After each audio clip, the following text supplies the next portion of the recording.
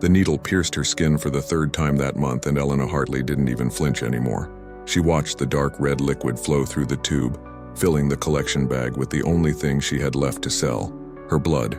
The fluorescent lights of the underground clinic in downtown Los Angeles hummed above her head, casting everything in a sickly yellow glow that made her already pale skin look nearly translucent. "You're pushing it, sweetheart," the nurse said, not unkindly. Her name tag read Marcy, and she had the weathered face of someone who'd seen too much of life's underside. "This is your third donation in 4 weeks. We're supposed to wait 8 weeks between whole blood donations." Elena's jaw tightened. "I signed the waiver. The waiver doesn't change biology," Marcy replied, adjusting the needle in Elena's arm. "You keep this up, you're going to collapse. What good are you to anyone then?" What good was she to anyone now? The question echoed in Elena's mind, bitter and familiar. 6 months ago, she'd had a different answer. 6 months ago, she'd been a first-year resident at Cedars-Sinai Medical Center, with a cramped apartment in Silver Lake and a future that seemed, if not brilliant, at least stable. Then Lily was born 3 months premature, fighting for every breath in the NICU. Then the medical bills started piling up faster than Elena could count them. Then the hospital restructuring that was really just layoffs dressed up in corporate speak. Then Marcus, Lily's father, walking out with nothing but a text message that said, "I can't do this." Now Elena had a 6-month-old daughter with chronic lung issues, no health insurance, no job, and an eviction notice taped to her door giving her 72 hours to vacate the premises. Now she sold her blood to buy formula. "How much?" Elena asked, her voice flat. Marcy sighed. "Standard rate $300. It would cover this week's formula, maybe some of the medication Lily needed for her breathing treatments. It wouldn't cover the $1,500 she owed in back rent, or the $18,000 she owed the NICU, or the rapidly growing pile of collection notices that she'd stopped opening. But it would keep Lily alive for another week, and that was all Elena could think about anymore. 1 week at a time, 1 day, 1 hour. "There's something else," Marcy said, her voice dropping lower. She glanced toward the door of the small donation room, then back to Elena. "Off the books." Elena's stomach clenched. She'd heard rumors about the special donations that happened in the back rooms of clinics like this one, the kind that paid 10 times the standard rate, the kind that asked no questions and kept no records, the kind that desperate people did when they'd run out of options. "What kind of something else?" Elena heard herself ask. Marcy finished collecting the blood and removed the needle with practiced efficiency, pressing gauze against the puncture site. "There's a man, private buyer. He's been coming to clinics all over LA looking for specific blood types. Specific profiles." "What do you mean, profiles?" "Young women, healthy despite circumstances, certain genetic markers." Marcy's eyes met Elena's, and there was something like pity in them. "He's been testing samples from our regular donors. Yours came back flagged." A chill ran down Elena's spine despite the warm clinic air. "Flagged for what?" "I don't know the details. They don't tell me that part. But he's offering $5,000 for a consultation.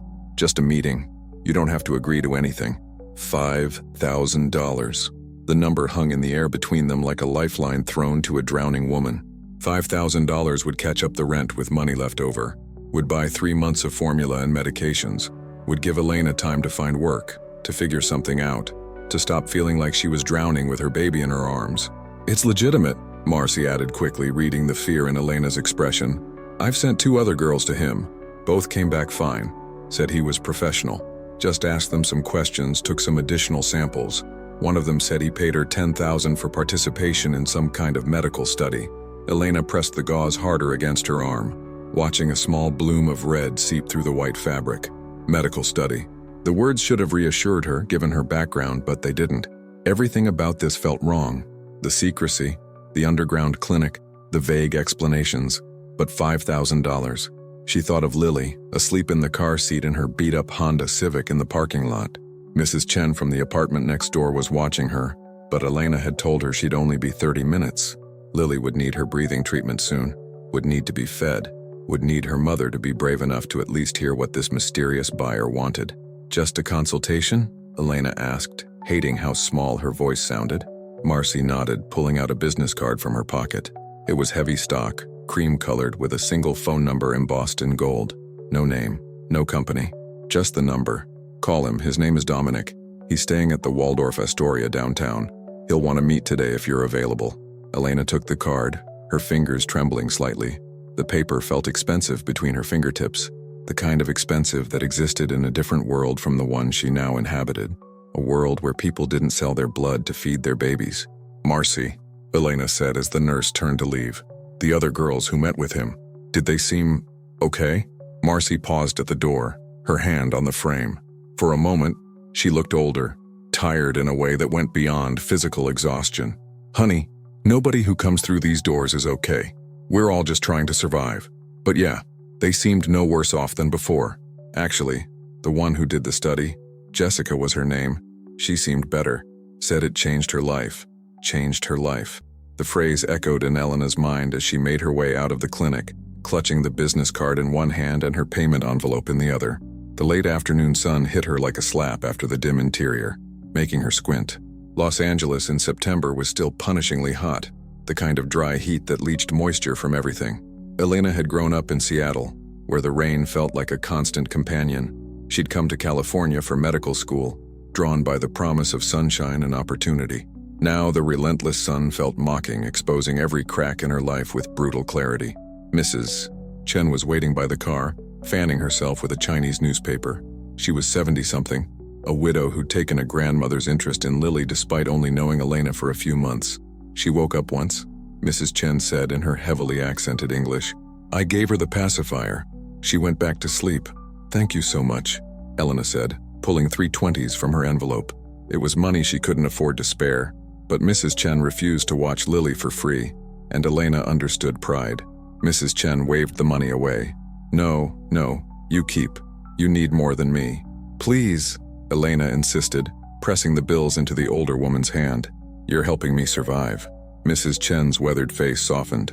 She cupped Elena's cheek with one hand, the gesture so maternal it made Elena's throat tighten with unshed tears.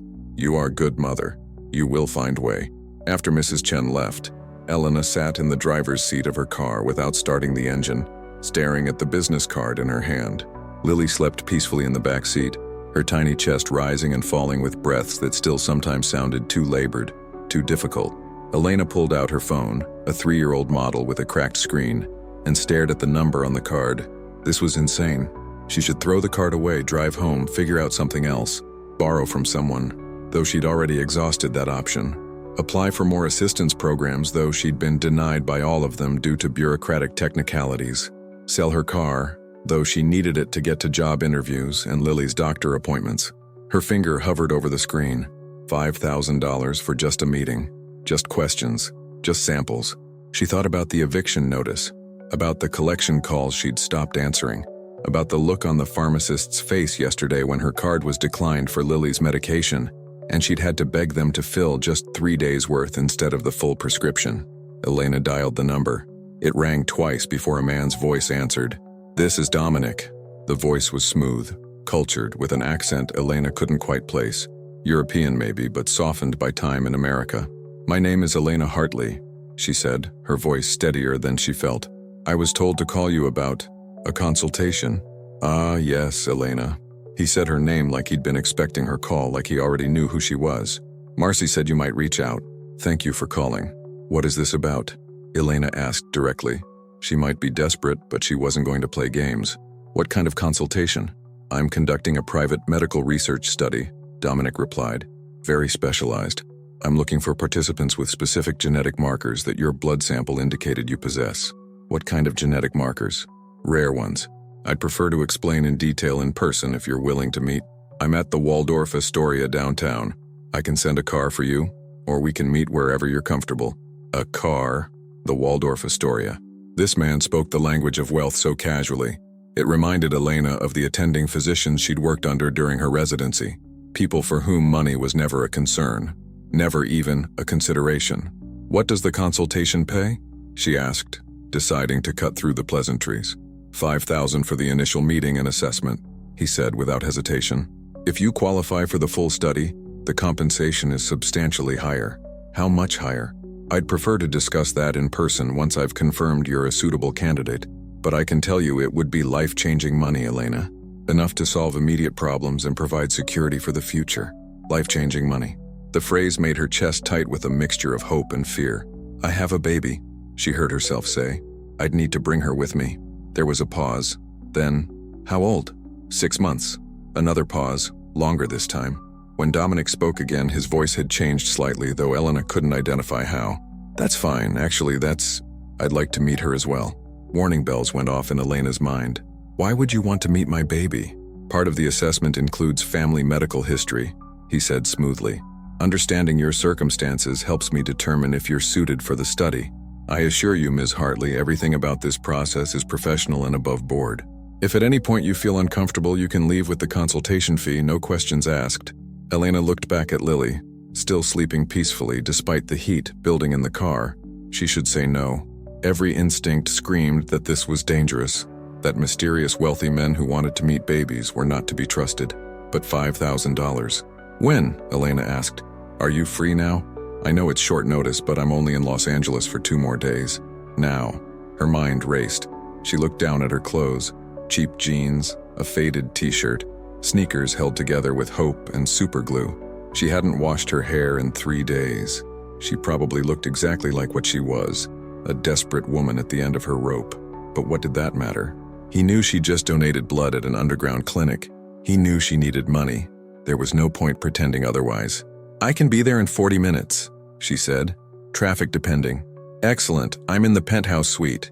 Tell the desk you're meeting with Dominic Thorne. They'll direct you up. Dominic Thorne. At least now she had a last name. Elena made a mental note to Google him as soon as she hung up. Ms. Hartley, Dominic added before she could end the call. I want you to know that whatever you're going through right now, whatever circumstances have brought you to this point, there's no judgment from me. I've seen hardship. I understand what it means to fight for survival. What I'm offering is real, and it could genuinely help you. The words should have comforted her, but instead they made her more uneasy. How did he know she was fighting for survival? Had Marcy told him more than just her blood test results? I'll see you soon, Elena said and ended the call. She immediately pulled up Google and typed in Dominic Thorne. The results made her breath catch. Dominic Thorne wasn't just wealthy. He was extraordinarily wealthy. The kind of wealth that came with its own Wikipedia page. Born in Romania, immigrated to the US at 19, built a pharmaceutical empire by 30. Now in his mid-30s, he was worth an estimated $3 billion and ran Thorne Biogenics, one of the most innovative biotech companies in the world. He was also, according to several articles, extremely private. No social media presence, few photos. His company worked on cutting-edge genetic research, gene therapy, and something called hereditary trait analysis that Elena's tired brain couldn't quite parse through the technical jargon. There were other details. Homes in Los Angeles, New York, and Bucharest. Unmarried. No known children. Philanthropist. Rumors of eccentric business practices and unconventional research methods. And now he wanted to meet with her. With her and Lily. Elena's phone buzzed with a text from an unknown number. Car will be there in 30 minutes. Black Mercedes. Driver's name is Stefan. DT. She looked back at Lily again, at the tiny, perfect face that depended on Elena for everything. This was crazy. This was potentially dangerous. This violated every rule about stranger danger that existed, but it was also potentially the answer to prayers Elena didn't even know how to pray anymore. If this part touches your heart, tell me from which place in the world you're listening to this story. Elena started the car and began the drive toward downtown Los Angeles, toward the Waldorf Astoria, toward a meeting that would change everything she thought she knew about her life, her daughter, and the blood that ran through both their veins.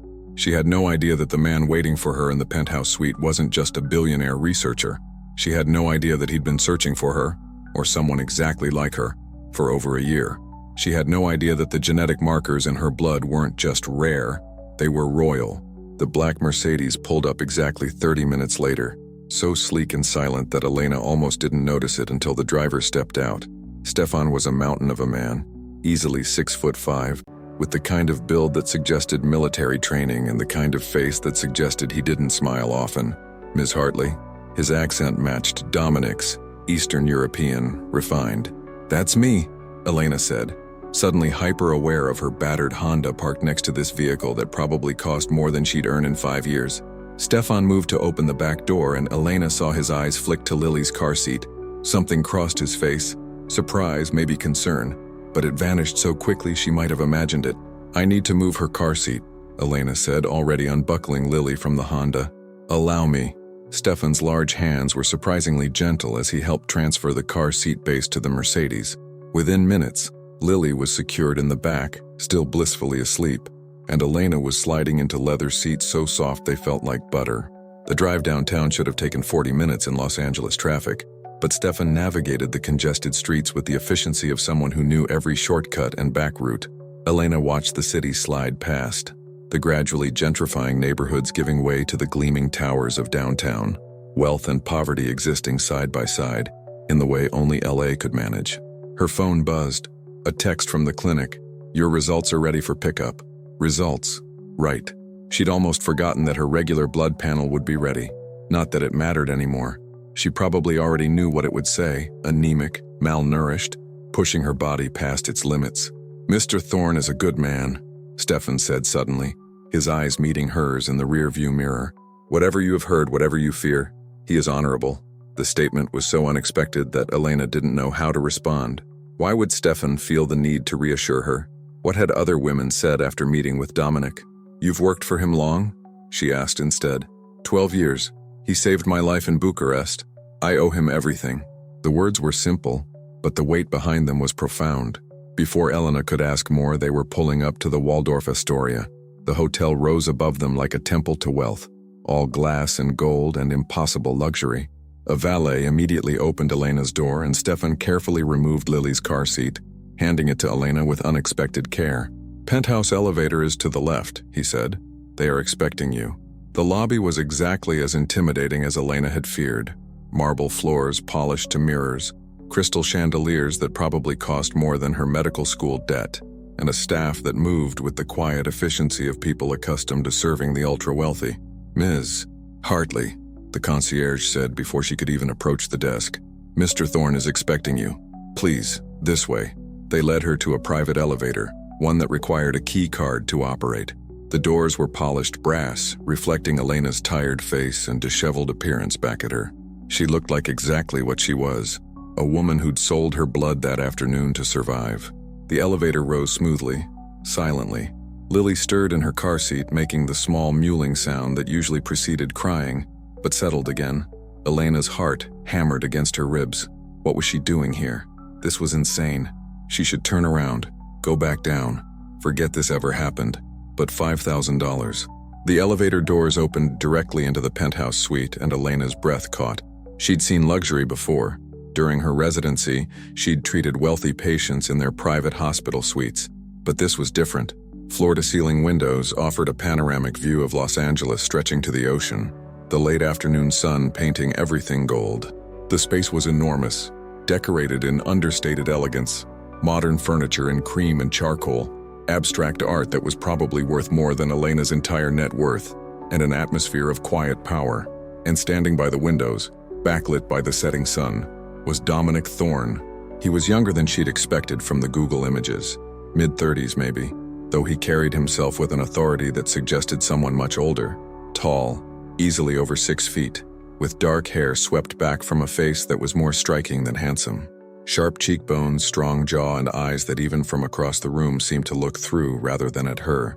He wore a suit that was probably custom-made, charcoal gray with a subtle pinstripe, no tie. Everything about him spoke of controlled power, of someone accustomed to being obeyed without question. But it was his eyes that caught Elena's attention as he turned fully toward her. They were an unusual color, amber, almost gold in the sunlight, and they held an intensity that made her want to step back. "Ms. Hartley," he said, his voice exactly as it had been on the phone, smooth, cultured with that underlying accent. "Thank you for coming." He moved toward her with a grace that seemed almost predatory, then stopped abruptly as his gaze fell to the car seat in Elena's arms. Something happened to his face. The carefully controlled expression cracked just for a second, revealing something raw and hungry beneath. He stared at Lily with an intensity that made Elena's maternal instincts flare protectively. "Your daughter," he said, and his voice had changed, become rougher somehow. "Lily," Elena said, shifting the car seat slightly away from him. "She's 6 months old. She stays with me or I leave." Of course. Dominic seemed to collect himself, that mask of control sliding back into place, but his eyes kept returning to Lily, and Elena couldn't read the emotion in them. "Please sit. Would you like something to drink? Water? Tea?" Water's fine. Elena's mouth was dry, her heart still racing. Dominic moved to a small bar area and poured water from a crystal pitcher into a glass, adding ice with silver tongs. The mundane action seemed almost absurd, given the strangeness of the situation. He handed her the glass, and Elena noticed his hands, strong, with long fingers and a ring on his right hand bearing an intricate crest she didn't recognize. "I imagine you have questions," Dominic said, settling into a chair across from where Elena sat on the cream sofa. He kept a respectful distance, but his attention remained focused on her, and on Lily, with an intensity that was almost physical. "I have a lot of questions," Elena said, "starting with what genetic markers you found in my blood that were worth tracking me down." A slight smile touched Dominic's lips. "Direct. I appreciate that." He leaned forward, elbows on his knees, fingers steepled. "What do you know about your family history, Elena?" "Not much. I was raised by my mother. She died when I was 20. Car accident. Never knew my father. He left before I was born. My mother never talked about him. And your mother's family. She was estranged from them. Some kind of falling out before I was born. I have no contact with anyone on that side." Elena took a sip of water, grateful for something to do with her hands. "Why does this matter?" "Because your blood work shows markers that are extraordinarily rare. So rare that they only appear in one family line that I've been able to trace." Dominic's amber eyes locked onto hers. "A royal family line?" Elena stared at him. "Royal? You're telling me you think I'm related to royalty?" "I don't think, Elena. I know." He stood and moved to a briefcase on the side table, pulling out a folder. "Your genetic markers match a specific European royal lineage, one that's been thought extinct for nearly 30 years. He handed her the folder.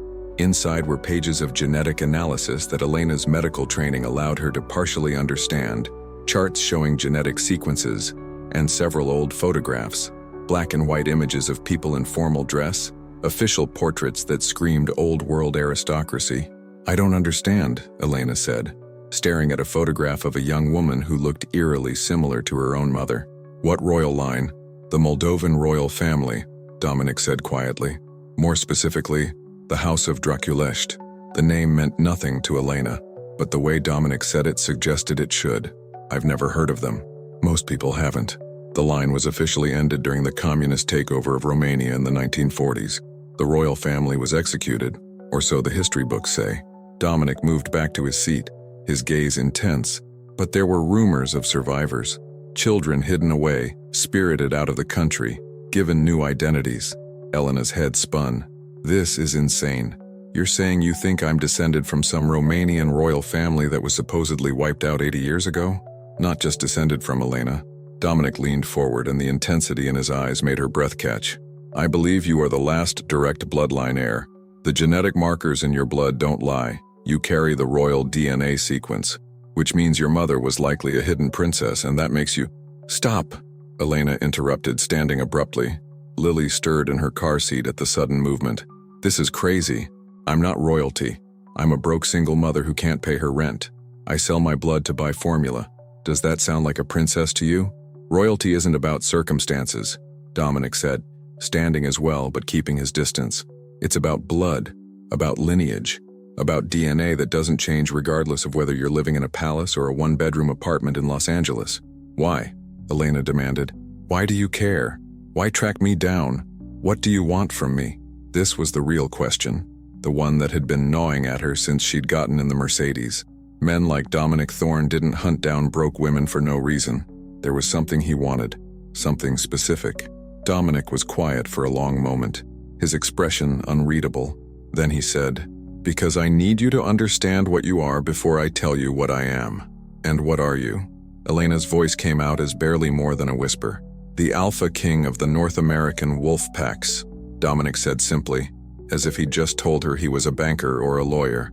"And I've been searching for the Moldovan royal bloodline for 3 years because of an ancient treaty between our peoples, a treaty that grants the holder of that bloodline certain rights and protections that I desperately need to invoke."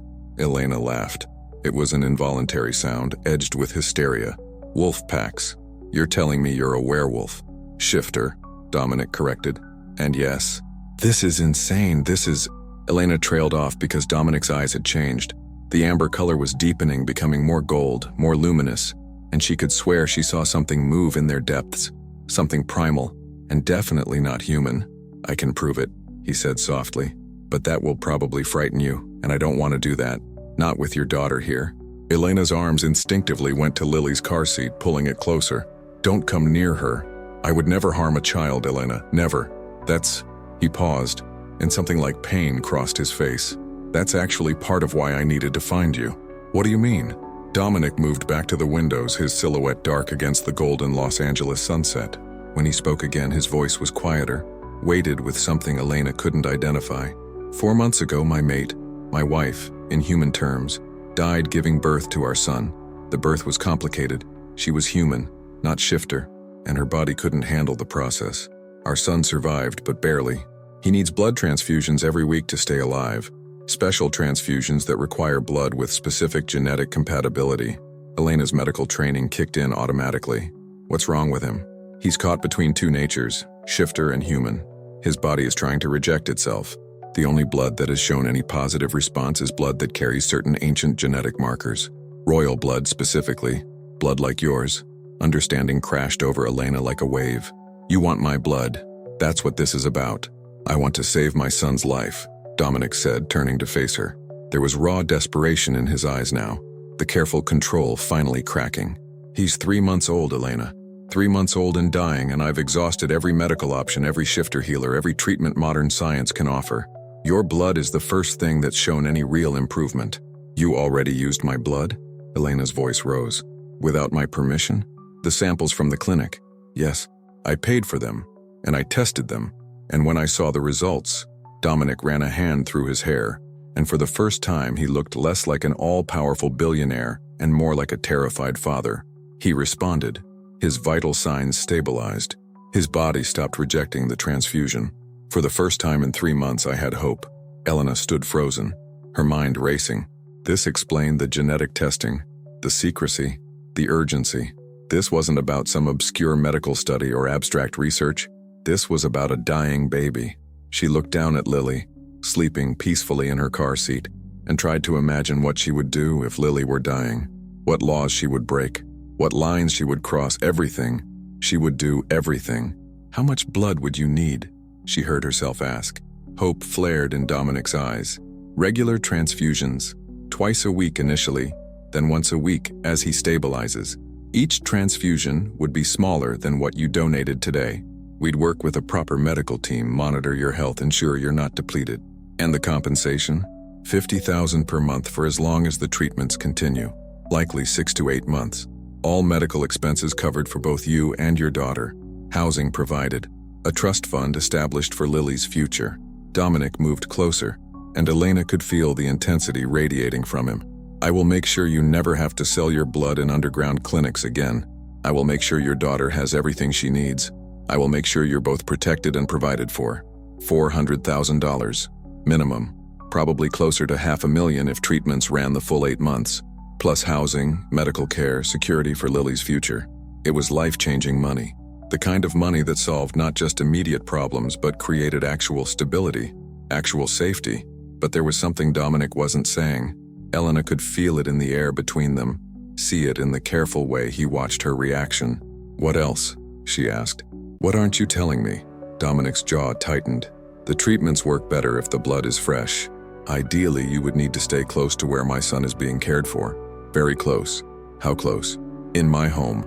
There's a medical facility there, a full staff. You'd have your own suite, complete privacy, everything you need. But you'd need to be available twice a week for transfusions and on call in case of emergency. You want me to move into your house, temporarily, for the duration of the treatments. Elena's mind spun. Move into a stranger's house, a stranger who claimed to be a werewolf, a stranger who was offering her $500,000 to save his dying son, a stranger whose son was the same age as Lily, fighting for every breath just like Lily had in the NICU. I need to think about this, Elena said, even though every practical part of her brain was screaming that this was the answer to all her problems. This is a lot to process. Of course.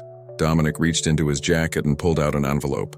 This is the consultation fee I promised, $5,000 cash. It's yours regardless of your decision. Elena took the envelope with shaking hands. It was thick, heavy with bills. Real money, real help. I need 24 hours, she said, to think, to research, to make sure this isn't insane. Dominic finished with a slight smile. I understand. Though I should tell you, the eviction notice on your door expires in 48 hours. The collection agency garnishing any wages you manage to earn. The medication your daughter needs that you're rationing to make it last.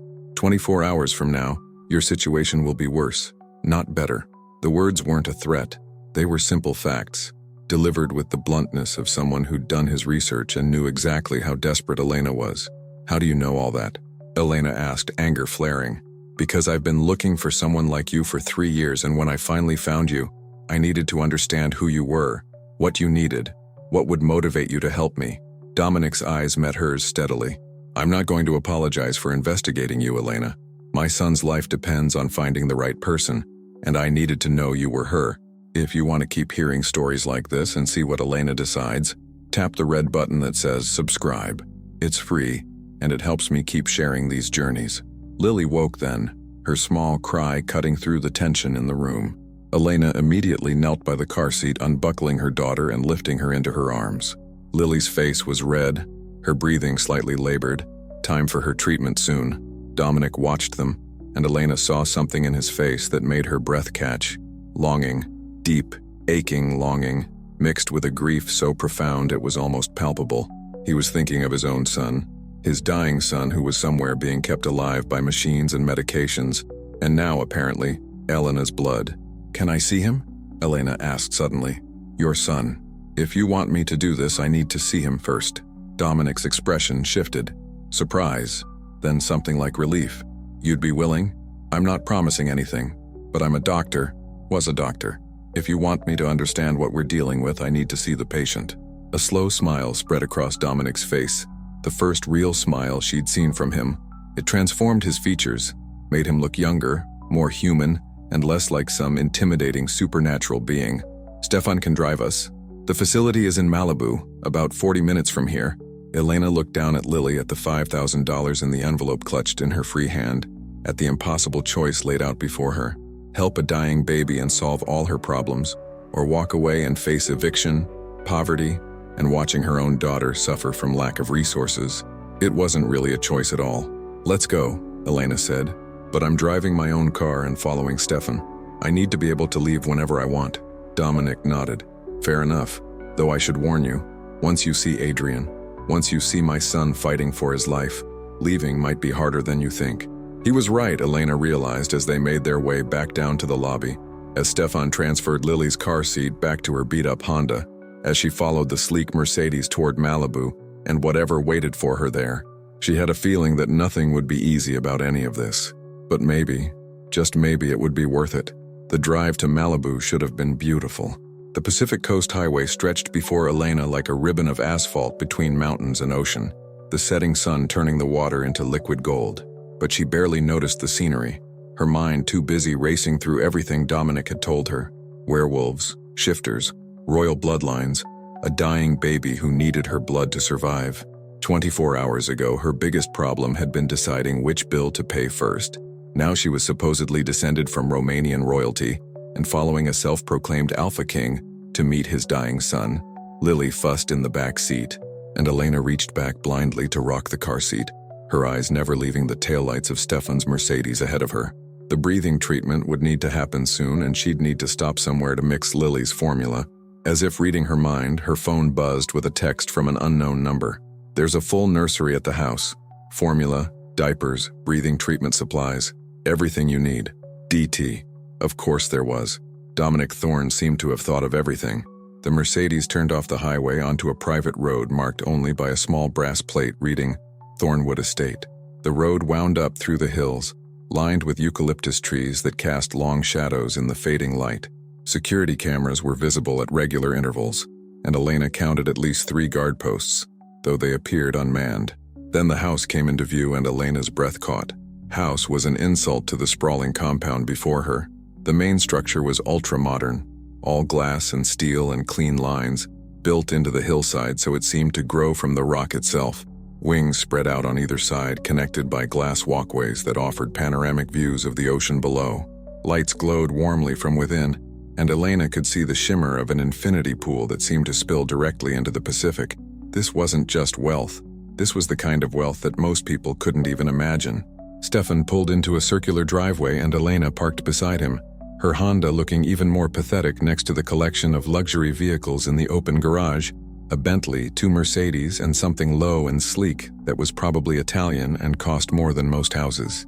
Dominic was already out of the Mercedes, moving toward Elena's car before she'd even turned off the engine. He opened her door with unexpected courtesy. "Adrian's room is in the East Wing," he said without preamble. "The medical facility is there as well. Dr. Sarah Chen is on duty tonight. She's been Adrian's primary physician since birth." Elena lifted Lily from the car seat and the baby immediately began to cry in earnest. "She needs her breathing treatment and a bottle. This way." Dominic led them not to the main entrance but to a side door that opened directly into what appeared to be a private medical wing. The space was stunning. It looked more like a luxury spa than a hospital, all warm wood tones and soft lighting. But Elena's trained eye caught the medical equipment hidden behind elegant cabinetry, the emergency supplies discreetly placed throughout. A woman in her 50s appeared wearing scrubs but carrying herself with the authority of someone who'd spent decades in medicine. "You must be Ms. Hartley. I'm Dr. Chen." Her eyes went immediately to Lily. "And this is your daughter?" "Lily. She's 6 months old. Chronic lung issues from premature birth. She needs a breathing treatment." Dr. Chen's expression softened with understanding. "Come with me. There's a treatment room just here." She led Elena into a space that looked like a high-end nursery crossed with a pediatric care unit. "Everything you need should be here, but if something's missing, just ask." It took Elena a moment to process what she was seeing. The room had a treatment nebulizer identical to the one she'd been renting, the expensive model her insurance had refused to cover.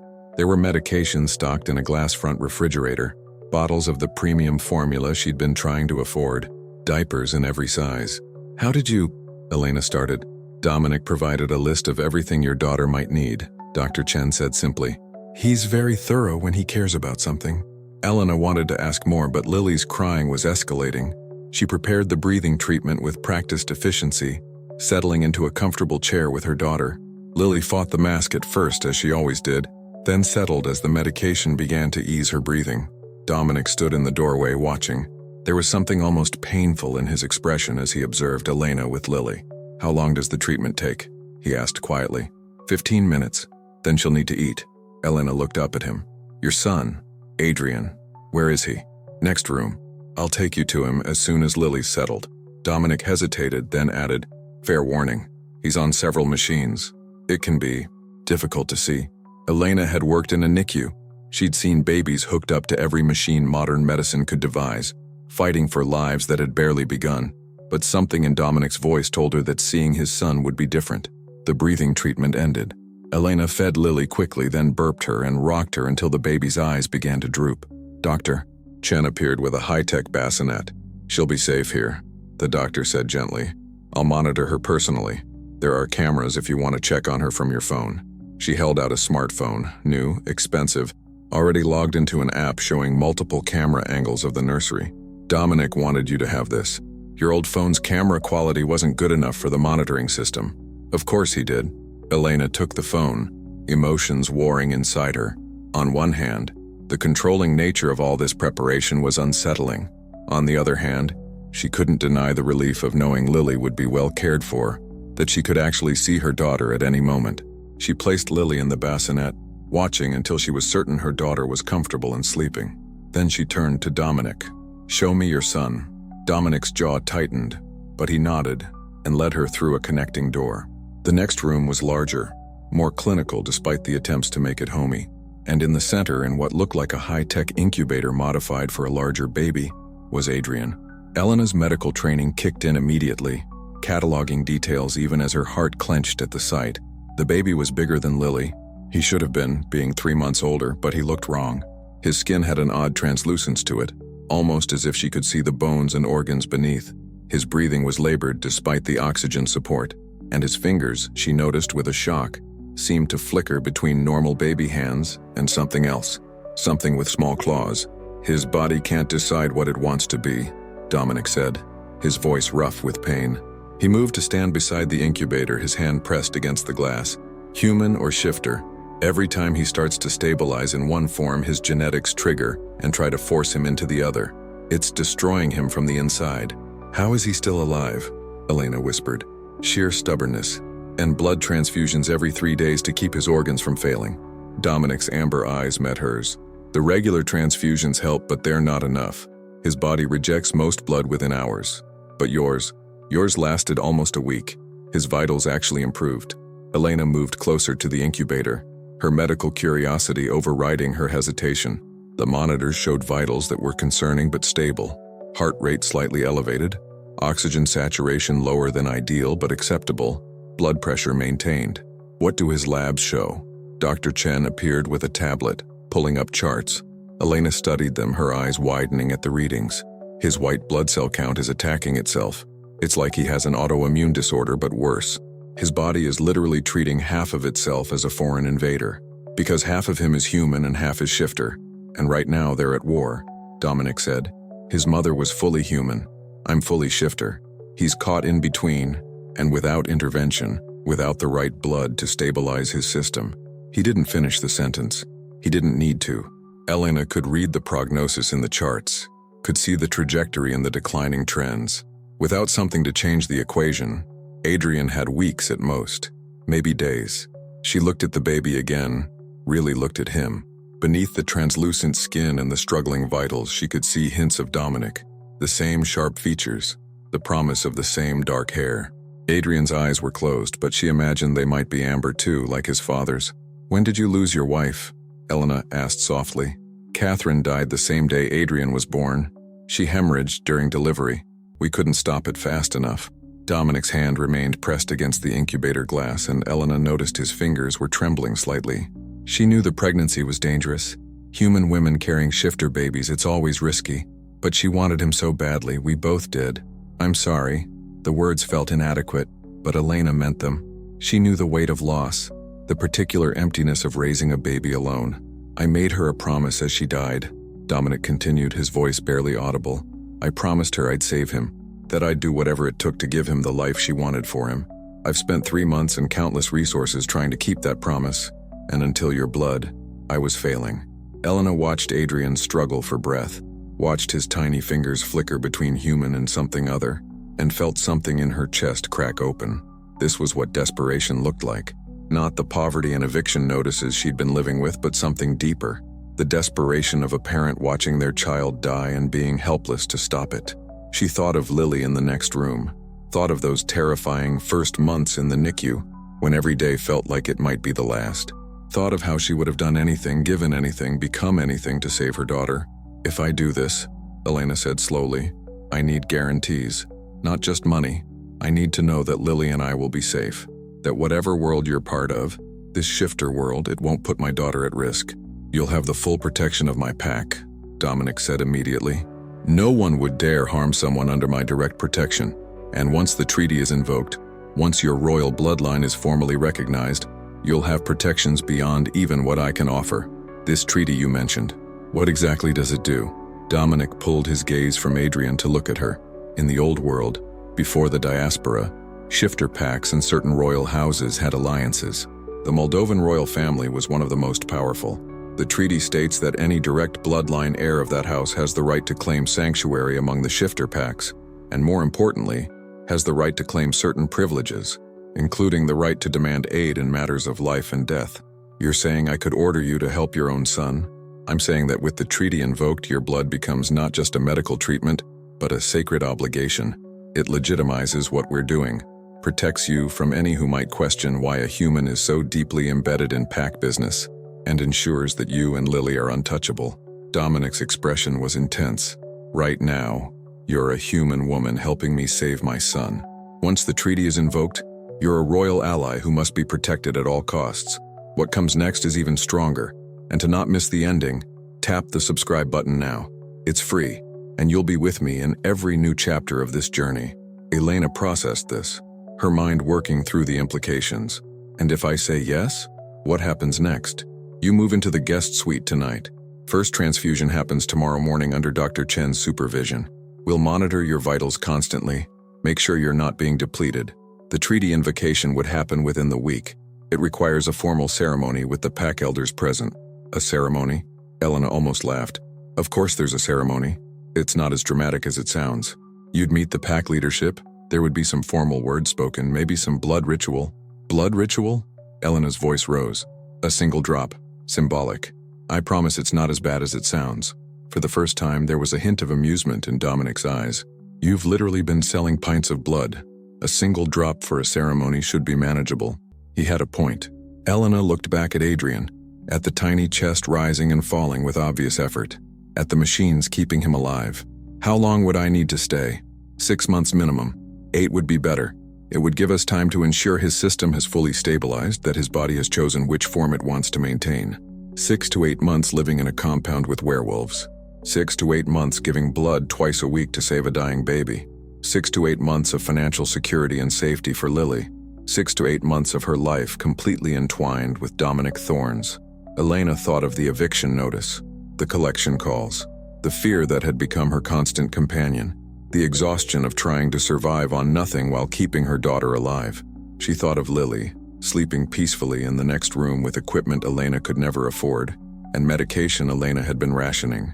She thought of Adrian, fighting a war within his own body, dying because his genetics couldn't reconcile what he was. I want everything in writing, Elena said finally, a contract, legal, binding. Exactly what I'm agreeing to. Exactly what you're providing, exactly what protections I have. Relief flooded Dominic's face, so profound that he actually swayed slightly. Of course, my lawyers can have something drafted by morning, and I want to be involved in all medical decisions regarding Adrian. I'm a doctor, was a doctor. If my blood is keeping him alive, I want to understand every aspect of his treatment. Done. Dominic moved around the incubator, and Elena realized he was moving toward her. He stopped just close enough that she could feel the heat radiating from him, see the gold flecks in his amber eyes. Thank you, Elena. You're saving my son's life. I will never forget this. Up close, she could see the exhaustion in his face, the grief lines that had formed around his eyes, the silver threading through his dark hair at the temples. He was older than she'd initially thought, maybe late 30s, and he carried the weight of his responsibilities like armor. I'm not doing this for gratitude, Elena said quietly. I'm doing it because I understand what it means to fight for your child, and because I need the money. Let's not pretend this is altruism. Honesty, good. A slight smile touched Dominic's lips. We'll get along better without pretense. Dr. Chen cleared her throat from the doorway. The guest suite is ready whenever you are, Ms. Hartley. And I've taken the liberty of having some dinner sent up. You need to eat after donating blood this afternoon. Elena hadn't even thought about food, but at the mention of it, her stomach cramped with hunger. Thank you. I'll show you to your rooms, Dominic said. Unless you'd like to stay with Adrian longer? Elena looked at the baby one more time. His tiny face was peaceful despite the machines, despite the war raging in his cells. She wondered what he would look like healthy, whether he would have his father's intensity or his late mother's softness. Tomorrow, she said. I'll meet him properly tomorrow when I'm not exhausted and can actually think straight. Dominic nodded and led her back through the nursery where Lily still slept peacefully. The guest suite was down another hallway, through glass corridors that offered stunning views of the now dark ocean. He opened double doors into a space that made Elena's breath catch. Calling it a guest suite was like calling the Pacific Ocean a puddle. The main room was larger than her entire apartment had been, with floor-to-ceiling windows, contemporary furniture in soft grays and blues, and a fireplace currently flickering with welcoming flames. Through an archway, she could see a bedroom with a massive bed, and another door that presumably led to a bathroom. The nursery connects through there, Dominic said, gesturing to yet another door. So you can hear Lily if she wakes. There are monitors throughout and Dr. Chen is on call all night. The intercom button is by the bed. Press it if you need anything. Elena walked into the space slowly, her worn sneakers silent on the plush carpet. There was a dining table already set with covered dishes and the smell of real food made her stomach cramp again. Elena, Dominic's voice made her turn. He stood in the doorway backlit by the hallway lights looking simultaneously powerful and vulnerable. You made the right choice. I promise you won't regret this. But as he closed the doors and left her alone in the beautiful suite, as Elena lifted the covers on the dinner plates to find gourmet food she could barely identify, as she moved to the windows and stared out at the dark ocean below, she couldn't help but wonder. She'd just agreed to live with a werewolf, give her blood to his dying son, invoke some ancient treaty, and become part of a world she didn't understand. How could she possibly know if this was the right choice? And more terrifying, what if it wasn't a choice at all? What if the moment Dominic had found her, had tested her blood, had discovered what she was, her fate had already been sealed? Elena pressed her hand against the cool glass and thought of the small vial of blood she'd donated that afternoon, never imagining where it would lead, never imagining that she was about to become the most important person in a world she didn't even know existed. Elena woke to sunlight streaming through floor-to-ceiling windows and the sound of waves crashing against rocks below. For a disorienting moment, she couldn't remember where she was. The bed was too soft, the room too quiet, the air too clean. Then memory crashed back. The mansion, Dominic, Adrian, the agreement she'd made to save a dying baby with her blood.